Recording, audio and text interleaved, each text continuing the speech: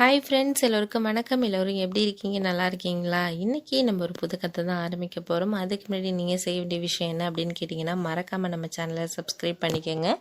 கீழே இருக்க பெல் பட்டனையும் கிளிக் பண்ணிக்கோங்க. வாங்க கதைக்குள்ளே போகலாம் ஃப்ரெண்ட்ஸ். என் பேர் தினேஷ். நான் ஒரு கடை வச்சுருந்தேன். அந்த கடையில் வர வருமானத்தை வச்சு என்னோடய குடும்பம் நல்ல முறையில் போயிட்டு இருந்துச்சு. எதுக்குமே குறைவில்லாமல் தான் போயிட்டு இருந்துச்சு. திடீர்னு ஒரு வியாபாரத்தில் ஏற்பட்ட ஒரு நஷ்டத்தாலையும் என்கிட்ட ஒரு ஒரு பையன் வேலை பார்த்துக்கிட்டு இருந்தான் என்னோட கடையில். அவன் செய்த சில துரோகங்களால் என்னால் அந்த கடையை ஒரு நல்ல நிலைமையில் கொண்டுட்டு போக முடியலை. நான் அவனை ரொம்ப நம்பினேன். ரொம்ப வருஷமாக எங்கள் அப்பா காலத்துலேருந்தே அவங்க குடும்பம் வேலை பார்த்துக்கிட்டு இருந்தவங்க. அந்த மாதிரி வேலை பார்த்துட்டு இருந்ததுனால நான் அவனை ரொம்ப என்னோட தம்பி போல் பார்த்துக்கிட்டு இருந்தேன். ஆனால் அவனுக்கு என் கடையில் நான் எல்லா உரிமையும் கொடுத்தும் அவனுக்கு என்னென்னு தெரியல. அவன் சில விஷயங்கள் பண்ணதுனால என் கடையில் இருக்கிற வியாபாரமும் சரி ஒரு நஷ்டத்தை சந்திக்கக்கூடிய ஒரு நிலைமைக்கு போணுச்சு. அதுக்கப்புறம் நிறைய லாஸ் அந்த மாதிரியான வர ஆரம்பிச்சிருச்சு. என் குடும்பம் ஒரு வறுமையான சூழலுக்கு தள்ளப்பட்டுச்சு. அதாவது ஒரு நல்ல நிலைமையில் இருந்த ஒரு ஃபேமிலி இத்தனை நாளாக ஒரு நல்ல நிலைமையை பார்த்துக்கிட்டு இருந்த என் குடும்பம் ரொம்ப வறுமையான சூழல், எல்லாத்துக்குமே கஷ்டப்படக்கூடிய ஒரு சூழலுக்கு தள்ளப்பட்டுச்சு.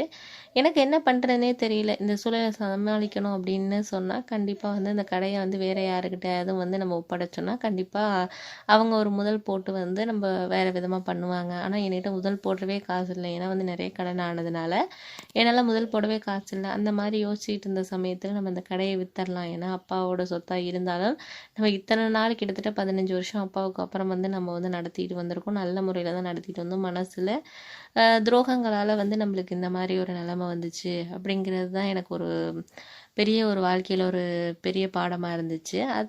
அப்புறம் நான் என்னென்னா என் குடும்பத்தையே என்னால் சமாளிக்கிறதுக்கு ஒரு வருமானத்துக்கு ரொம்ப கஷ்டமாக இருக்கிறதுனால அந்த கடையை விற்கிறதுக்காக நான் ஏற்பாடு பண்ணினேன். அதுக்கப்புறம் என்னோட தொழிலில் தெரிஞ்சவங்க ஒருத்தர் ஒரு பெரிய ஒரு ஆள் வாங்கினாங்க.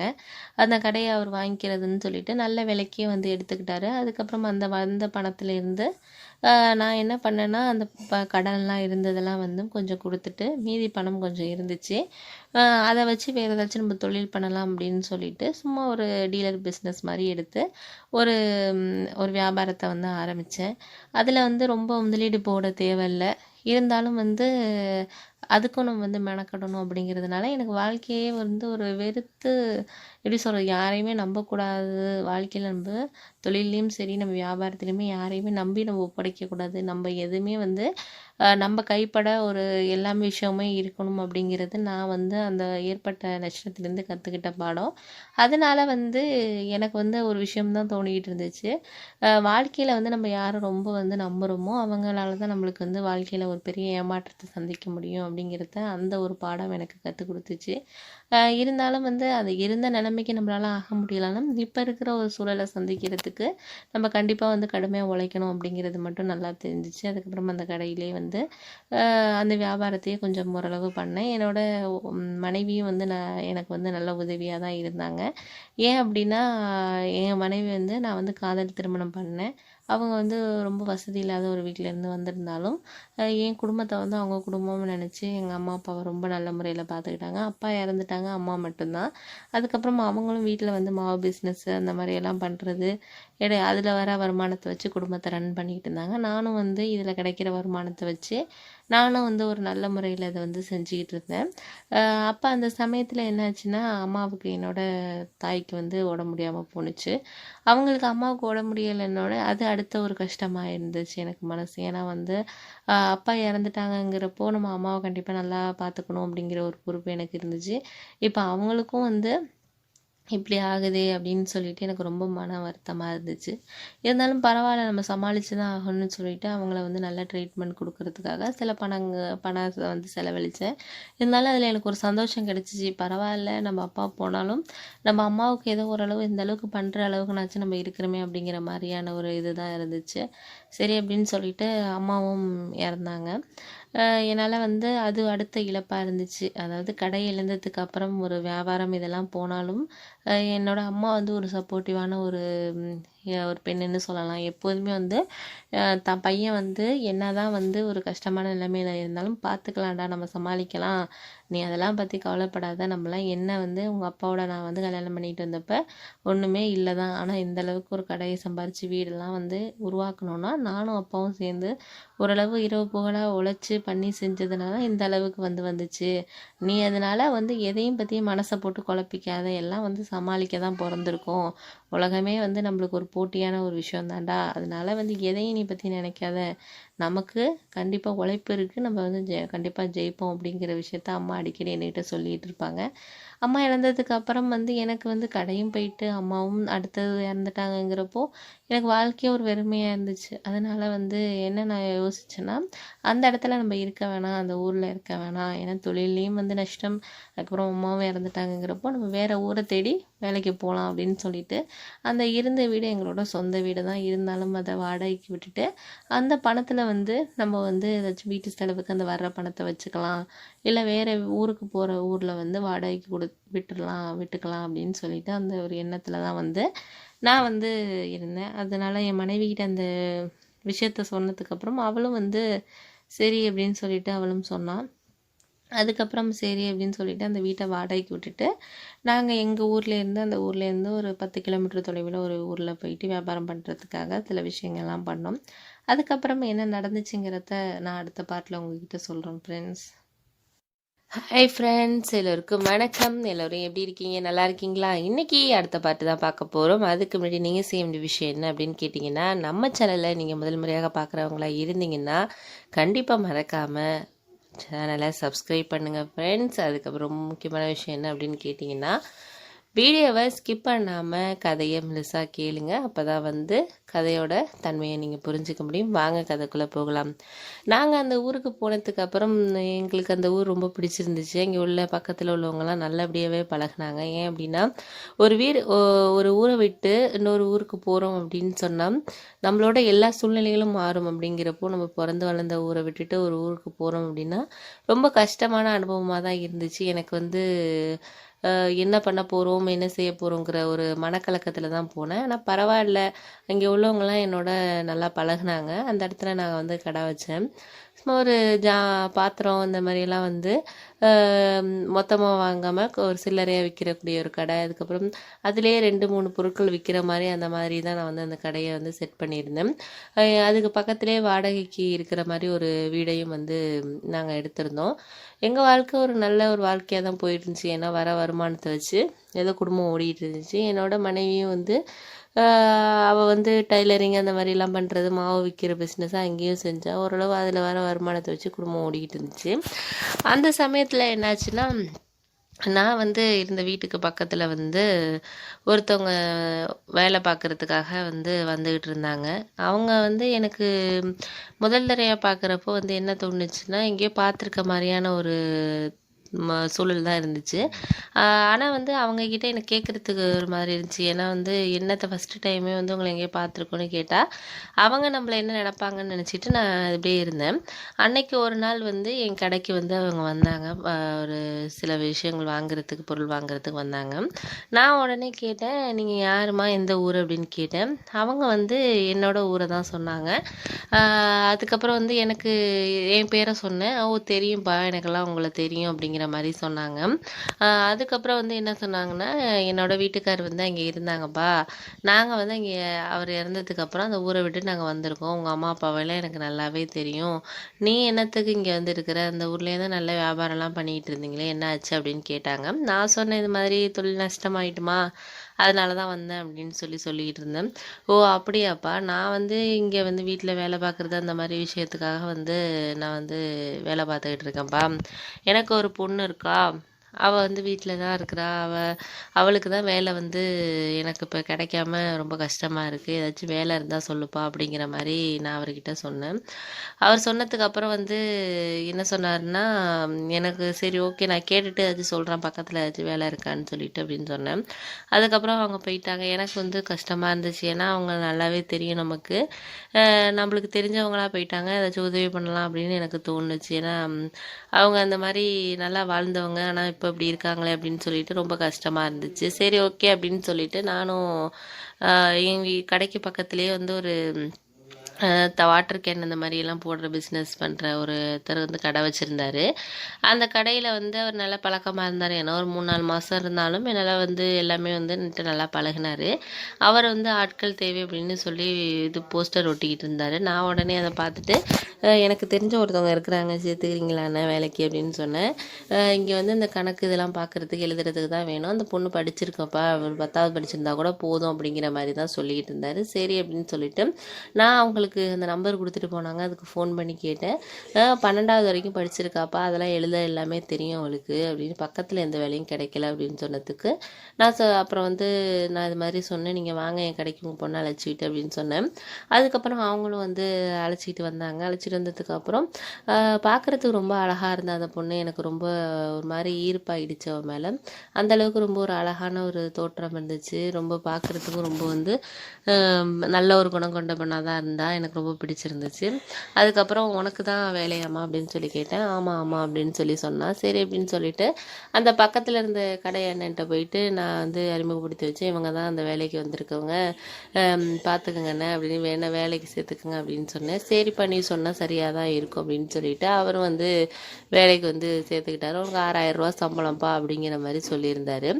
சரி அப்படின்னு சொல்லிட்டு நானும் வந்து என்ன பண்ணேன்னா, எனக்கு ரொம்ப சந்தோஷமாக இருந்துச்சு. பரவாயில்ல, நம்மள்கிட்ட ஒரு உதவின்னு கேட்டவங்களுக்கு ஏதோ ஒரு உதவி பண்ணியிருக்கோம் அப்படின்னு நினச்சிக்கிட்டு இருந்தேன். அப்போ அந்த சமயத்தில் அவங்க அம்மா வந்து எனக்கு ரொம்ப நன்றிப்பா, நான் அந்த நன்றியை மறக்கவே மாட்டேன், ரொம்ப கஷ்டத்தில் இருந்தோம், இப்போ இந்த உதவி எனக்கு ஒரு பெரிய உதவியாக இருக்கும் அப்படின்னு சொல்லி சொன்னாங்க. அதுக்கப்புறம் வந்து பக்கத்து கடைங்கிறதுனால அந்த பொண்ணுக்கிட்ட பேசுகிறது பண்ணுறது அப்படியே வந்து கொஞ்சம் கொஞ்சமாக எனக்கும் அந்த பொண்ணுக்கும் வந்து ஒரு நல்ல ஒரு பழக்க வழக்கம் ஆணுச்சு. நல்ல ஒரு நட்பாக தான் போயிட்டு இருந்துச்சு.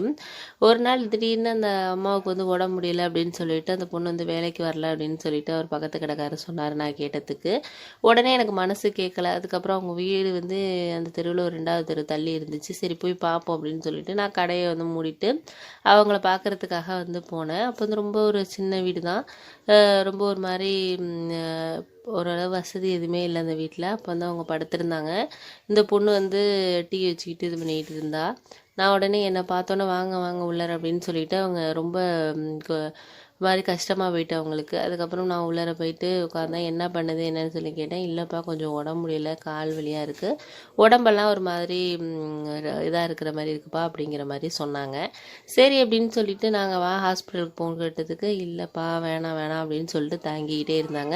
நான் கூப்பிட்டா நீங்கள் வரமாட்டிங்களா வாங்க அப்படின்னு சொல்லி சொன்னேன். சரி அப்படின்னு சொல்லிட்டு போனோம். அதுக்கப்புறம் என்ன நடந்துச்சுன்னு அடுத்த பாட்டில் சொல்கிறேன் ஃப்ரெண்ட்ஸ். ஹாய் ஃப்ரெண்ட்ஸ், எல்லோருக்கும் வணக்கம். எல்லோரும் எப்படி இருக்கீங்க, நல்லா இருக்கீங்களா? இன்றைக்கி நம்ம இறுதி பகுதி தான் பார்க்க போகிறோம். அதுக்கு முன்னாடி நீங்கள் செய்ய வேண்டிய விஷயம் என்ன அப்படின்னு கேட்டிங்கன்னா, நீங்கள் முதல் முறையாக நமது சேனலில் வீடியோ பார்க்குறவங்களாக இருந்தீங்கன்னா மறக்காமல் சேனலை சப்ஸ்கிரைப் பண்ணிக்கோங்க. கீழே இருக்க பெல் பட்டனையும் கிளிக் பண்ணிக்கோங்க. அப்போ தான் நான் போடுற வீடியோஸும் உங்களுக்கு உடனுக்குடனே நோட்டிஃபிகேஷனாக வரும், நீங்களும் பார்த்து சந்தோஷப்பட முடியும். வாங்க கதைக்குள்ளே போகலாம் ஃப்ரெண்ட்ஸு. நான் அவங்க வீட்டுக்கு போனதுக்கப்புறம் அவங்க அம்மா ரொம்ப முடியாமல் இருந்தாங்க. நான் ஹாஸ்பிட்டலுக்கு கூப்பிட்டேன் வாங்க அப்படின்னு சொல்லிட்டு கூப்பிட்டோன்னே அவங்க வந்து வேணாப்பா வேணாம் அப்படிங்கிற மாதிரி சொன்னாங்க. ஏன்னா அவங்கள்ட்ட பணம் இல்லையானுங்கிறது தெரியல, அதனால் ஒரு வேளை அப்படி சொல்லியிருப்பாங்கன்னு நான் நினச்சிக்கிட்டு அதெல்லாம் நான் எல்லாம் பார்த்துக்கிறேன், நீங்கள் ஒன்றும் கவலைப்பட வேணாம், நீங்கள் வாங்க அப்படின்னு சொல்லிட்டு அப்புறம் ஒரு ஆட்டோ பிடிச்சி அவங்கள பக்கத்தில் இருக்க ஒரு ஹாஸ்பிட்டலுக்கு அழைச்சிட்டு போனேன். அவங்க என்ன சொன்னாங்கன்னா, ரொம்ப தெம்பு இல்லாமல் இருக்காங்க அப்படின்னு சொல்லிட்டு நிறைய மருந்து இதெல்லாம் எழுதி கொடுத்தாங்க. ஒரு தெம்புக்கான மருந்து எல்லாம் எழுதி கொடுத்தாங்க. ஒரு மாதம் ஆச்சும் நல்லா வேலை பார்க்காம கொஞ்சம் ரெஸ்ட் எடுங்க அப்படிங்கிற மாதிரி சொல்லியிருந்தாங்க. அப்புறம் வேறு ஒன்றும் சொல்லலை, பார்த்துக்குங்கப்பா அப்படிங்கிற மாதிரி டாக்டர்ன்ட்ட. சரின்ட்டு நான் ஆட்டோவில் வரப்போ சொன்னேன், ஏன் இப்படி வந்து உடம்பு போட்டு நீங்கள் இது பண்ணிக்கிறீங்க, கொஞ்சம் வந்து வேலை பார்க்க வேண்டியதாக இல்லைன்னு சொல்ல வரல, இருந்தாலும் நம்மளுக்கு நம்ம உடம்பு நல்லா இருந்தால் மட்டும்தான் அடுத்தது நம்ம வேலை பார்க்க முடியும் அப்படிங்கிற மாதிரி நான் சொன்னேன். சரி சரிப்பா என்ன பண்ணுறது, குடும்ப கஷ்டம், பொண்ணு வேலைக்கு போகிறா, அதனால நானும் வந்து போக வேண்டிய கட்டாயம் அப்படிங்கிற மாதிரி சொன்னாங்க. சரி அப்படின்னு சொல்லிட்டு நானும் அதெல்லாம் வந்து நீங்கள் எதுவும் கவலைப்படாதீங்க, நான் உங்களுக்கு ஹெல்ப் பண்ணுறேன் அப்படிங்கிற மாதிரி சொன்னேன். ஏன்ப்பா நீ ஏன் கஷ்டப்படுற, உன்னை போட்டு தொந்தரவு பண்ணுறதுக்கு எனக்கு மனசு இல்லை அப்படிங்கிற மாதிரி சொன்னாங்க. அதுக்கப்புறம் என்ன சொன்னாங்கன்னா, நான் வந்து ஒரு வாரம் வந்து என்னோடய அண்ணன் வீடு வந்து இங்கே இருக்குது பக்கத்தில், அவங்க வீட்டுக்கு நான் போயிட்டு வரேன்ப்பா, கொஞ்சம் எங்கள் அண்ணி வர சொல்லுது, எங்கள் அண்ணன் இருந்ததுலேருந்து இங்கே போகல, நீ வந்து இங்கே வீட்டில் தான் இருப்பா, வேலைக்கு ஏன்னா லீவ் சொல்ல முடியாது, கடையில் திட்டுவாங்க, அதனால் இதை நீ பஸ் மட்டும் ஏற்றி விட்ரு, நான் வந்து அவங்க வீட்டுக்கு போயிட்டு ஒரு வாரம் 10 நாள் இருந்துட்டு நான் வந்துடுறேன் அப்படின்னு சொல்லி சொன்னாங்க. சரி அப்படின்னு சொல்லிட்டு நானும் நாளைக்கு நான் உங்களை பஸ் ஏற்றி விட்றேன், இன்றைக்கி நீங்கள் இருங்க அப்படின்னு சொல்லிட்டு நான் வந்துட்டேன் விட்டுட்டு. அதுக்கப்புறம் வந்ததுக்கப்புறம் மறுநாள் காலையில் அவங்கள அழைச்சிட்டு போயிட்டு அவங்க சொன்ன மாதிரி வந்து காலைல ஒரு 9 மணிக்கெலாம் வந்து பஸ் ஏற்றி விட்டேன். அதுக்கப்புறம் இவங்கள வந்து வேலைக்கு அழைச்சிட்டு வந்தேன் வண்டியில். வர்றப்போ வந்து ஏன் சோகமாக இருக்குது அப்படின்னு சொல்லி கேட்டதுக்கு அவங்க சொன்னாங்க, இல்லை அம்மா வந்து இதனால என்னை பிரிஞ்சு போனதில்லை, நானும் அம்மாவோட தான் போனேன், ஆனால் இன்றைக்கி அம்மா ஏன் விட்டுட்டு போகிறாங்க என்னன்னே எனக்கு தெரியல அப்படின்னு சொன்னாங்க. நீ அதெல்லாம் கவலைப்படாத, அதான் சொல்கிறாங்களா 10 நாளில் வந்துடுவேன்னு சொல்கிறாங்க, அதனால் நீ ஒன்றும் ஃபீல் பண்ணாத, அதெல்லாம் வந்துடுவாங்க அப்படின்னு சொல்லிட்டு சொன்னேன். அதுக்கப்புறம் அவளை கொண்டாந்து கடையில் விட்டுட்டு அதுக்கப்புறம் நான் வேலையை பார்க்க ஆரம்பிச்சிட்டேன். அப்புறம் வந்து கொஞ்சம் நேரம் கழித்து மத்தியானத்துக்கு மேலே வந்து சரி கடையில் என்ன பண்ணிகிட்டு இருக்கா என்னென்னு பார்ப்போம் அப்படிங்கிறதுக்காக நான் போனேன் கடைக்கு. அவங்க சொன்னார், அந்த அண்ணன் சொன்னார், இல்லைப்பா வீட்டுக்கு போயிடுச்சு அந்த பொண்ணு மத்தியானத்தோடையே அப்படின்னு சொல்லி சொன்னாங்க. எனக்கு ஒன்றுமே புரியலையே, எனக்கு காலையில் நல்லா தானே இருந்தால் என்னாச்சு அப்படின்னு சொல்லிட்டு அப்புறம் அப்புறம் நான் வீட்டுக்கு சரி நம்ம போய் பார்ப்போம் அப்படின்னு சொல்லிட்டு பைக் எடுத்துகிட்டு போயிருந்தப்ப வீட்டில் வேலை பார்த்துக்கிட்டு இருந்தா. நான் சொன்னேன், எதுக்கு நீ ஆஃப் டேயோடு வந்து என்னாச்சு, ஏதாச்சும் உடம்புக்கு முடியலையா அப்படின்னு சொல்லி சொன்னேன். இல்லை எனக்கு கொஞ்சம் மனசு கஷ்டமாக இருக்கிற மாதிரி இருந்துச்சு, அதனால் வந்து எனக்கு வேலை பார்க்க தோணலை, அதனால் வந்து கொஞ்சம் நம்ம வீட்டுக்கு வந்து கொஞ்சம் ரிலாக்ஸாக இருக்கணும்னு தோணுச்சு, அதனால தான் வந்தேன் அப்படின்னு சொல்லி சொன்னேன். அதுக்கு நான் சொன்னேன், அதை என்கிட்ட சொல்லிட்டு வந்திருக்கனால நான் கொண்டாந்து விட்டுருப்பேன்ல, இந்த வெயிலில் நடந்து வந்திருக்கே அப்படின்னு சொல்லி சொன்னேன். எனக்கு வந்து நடக்கிறது ஒன்றும் புதுசு இல்லை, வாழ்க்கை ஃபுல்லாகவே இந்த மாதிரி கஷ்டம் தானே அப்படின்னு பேசிக்கிட்டு இருந்தேன். அதுக்கப்புறம் வந்து என் ஃபேமிலியை பற்றிலாம் பேசிகிட்டு இருந்தப்போ எல்லாத்தையும் சொன்னேன். அது மாதிரி இவ்வளோ நல்லா இருந்து இப்போ நீங்கள் ஏழ்மை ஆகிட்டீங்களா, எங்களை மாதிரி தானே நீங்களும் அப்படின்னு சொல்லி சொன்னான். ஆமாம், எப்போ மனுஷனுக்கு வந்து வளரும் தளரும்னு சொல்ல முடியாது, ஒரு நேரம் நல்லா இருந்துச்சுன்னா நம்ம கண்டிப்பாக எட்டாத ஒரு உயரத்துக்கு நல்லா வந்து வசதியாக இருப்போம். அதே வந்து நம்மளுக்கு ஒரு சரியில்லை ஏதோ ஒரு விஷயம் அப்படின்னா திடீர்னு நம்ம வந்து எல்லாமே வந்து நம்ம கையை விட்டு போன மாதிரி இருக்கும். அது வந்து ஒரு புதுசு கிடையாதுல்ல, எல்லாருக்கும் நடக்கிற விஷயந்தான் அப்படின்னு சொல்லி பேசிக்கிட்டு இருந்தோம். அந்த சமயத்தில் வந்து என்ன ஆச்சுன்னா, என்னையும் அறியாமல் நாங்கள் 2 பேரும் வந்து ஒரு உறவில் இருந்தோம். ஏன் அப்படின்னா இத்தனை நாளாக எனக்கு அவன் மேலே வந்து அந்த மாதிரியான ஒரு ஆசை இருக்கிறத வந்து நான் அந்த நேரத்தில் தான் வெளிப்படுத்தினேன். அந்த நேரத்தை எனக்கு ஏற்ற மாதிரி நான் பயன்படுத்திக்கிட்டேன் அப்படின்னு தான் சொல்லணும். அவளும் வந்து ரொம்ப சந்தோஷமாக தான் அதை ஏற்றுக்கிட்டா. 2 பேரும் வந்து ஒரு கணவன் மனைவியாக வந்து சந்தோஷமாக இருந்தோம் அந்த நேரத்தில். அதுக்கப்புறம் அவளுக்கும் என்னை ரொம்ப பிடிச்சிருந்துச்சு, எனக்கும் ரொம்ப பிடிச்சிருந்துச்சு. என்னதான் இருந்தாலும் எனக்கு வந்து ஒரு மாதிரி கஷ்டமாக இருந்தாலும் எனக்கு அவளோட அந்த நேரத்தில் இருந்தது ரொம்ப சந்தோஷமாக இருந்துச்சு. அதுக்கப்புறம் எங்களுக்குள்ள அந்த உறவு வந்து தொடர்ந்துட்டு தான் இருந்துச்சு. தினமும் அவளை கொண்டு விடுறது, அழைச்சிட்டு வர்றது, அந்த மாதிரி நைட்டில் கடையில் வேலை இருக்குதுன்னு சொல்லிட்டு நான் அவளோட சந்தோஷமாக தான் இருந்துக்கிட்டு இருந்தேன். அதுக்கப்புறம் அந்த ஒரு விஷயம் நடந்துச்சு. என்ன அப்படின்னா, அவங்க அம்மாவுக்கு எங்களோட விஷயம் தெரிஞ்சு போயிடுச்சு. அதுக்கப்புறம் வந்து அவங்க வந்து என்னோட பேசக்கூடாது, கடைக்கு வேலை போகக்கூடாது அப்படின்னு சொல்லிட்டாங்க. அதனால அவளும் என்கிட்ட பேசுகிறது கிடையாது, நானும் அவளை தொந்தரவு பண்ணுறது கிடையாது. ஏன்னா அவங்க என்னை கூப்பிட்டு பேசிட்டாங்க, இனிமேல் வந்து என் பொண்ணுக்கிட்ட பேசுகிற வேலையெல்லாம் வச்சுக்காதப்பா அப்படிங்கிற மாதிரி பேசிட்டாங்க. அதுக்கப்புறம் எனக்கு அவளை தொந்தரவு பண்ணணும்னு தோணலை. இருந்தாலும் எனக்கு அவளோட இருந்த உறவில் இருந்த நாட்கள்லாம் ரொம்ப மறக்க முடியாத நாட்கள், ரொம்ப சந்தோஷமாக இருந்தேன்.